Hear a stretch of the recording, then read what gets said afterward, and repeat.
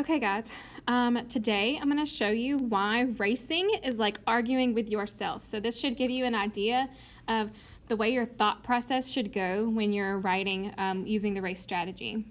I want you to listen for the secret question again today. And if you comment with your first name only, don't put your last name on the internet, first name only, and the answer to the secret question, you'll get 5 more extra points on your work. So be on the lookout for that. Listen very carefully to the video. So let's get started. So imagine you've been given a passage to read. You and your friend who is, you have a really good attitude, but your friend has maybe like a not so good attitude. Maybe they have a bad attitude. But you're both given this passage to read, and you read this passage. The passage is the same passage about South Florida. This is the 3rd time that we've used this passage, so I'm going to assume you're pretty familiar with it by now. And you've read this passage, and then you're asked the question, what is the best month to visit South Florida to avoid bad weather and heavy crowds? And you're a very positive person, so you say, the best month to visit South Florida is May. So notice that you restated the question here, and you answered the question. So that's your R and your A, right? You did your R and your A.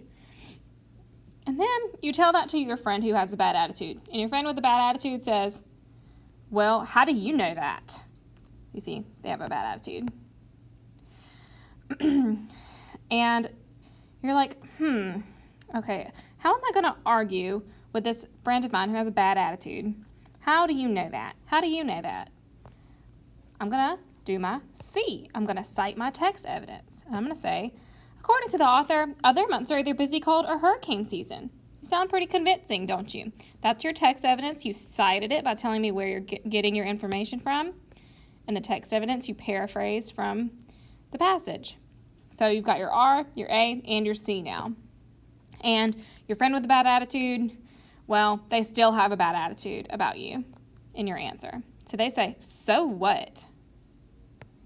So what that the passage says that the months are either busy, cold, or hurricane season? Who cares? So what?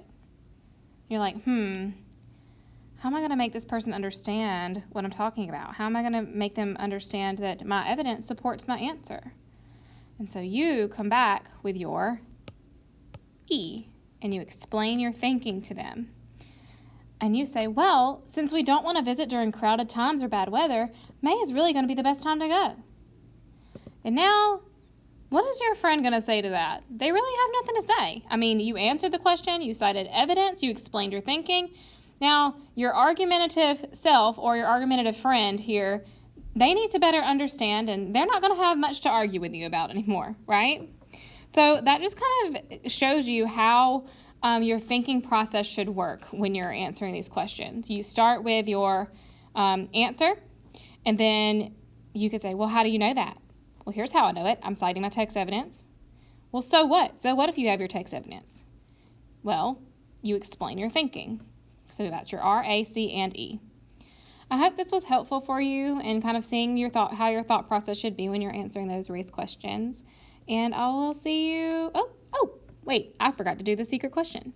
Your secret question, if you've been paying close attention to this, your secret question is, what is your favorite subject in school?